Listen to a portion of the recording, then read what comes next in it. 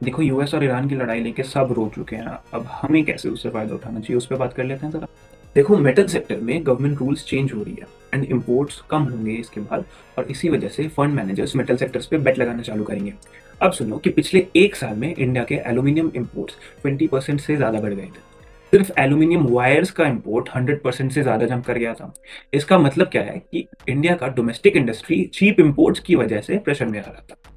वो अब गवर्नमेंट बहुत सॉलिड स्टेप लेके आ रहा है। अब एल्यूमिनियम प्रोडक्ट्स को इंडिया में बेचने के लिए बीआईएस सर्टिफिकेशन मैंडेटरी हो चुकी है।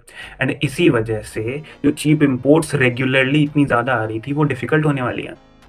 एंड इसी के बीच में जो यूएस ईरान में मार्केटाई चल रही है, उसका फ़ायदा शायद हम ले पाए, क्योंकि एल्यूमिनियम प्राइसेस ऑलरेडी 2830 से $3500 पर टन तक पहुंच चुके हैं। और इसका रिजल्ट ऐसे हुआ कि इंडियन प्रोड्यूसर्स को ग्लोबल डिमांड भी मिल रही है और डोमेस्टिक प्रोटेक्शन भी।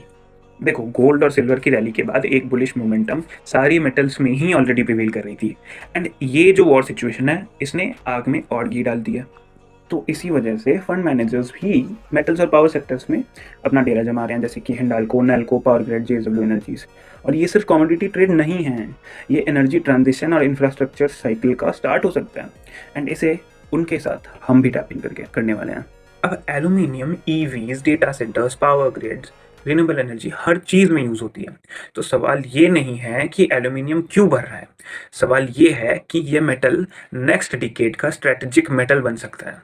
तो चलो जल्दी से कमेंट कर दो मेटल, आपके सीधे डीएम में पहुंच जाएगी। मेटल और माइनिंग के कौन सी स्टॉक्स कौन से प्राइस तक जा सकती हैं, जल्दी करो।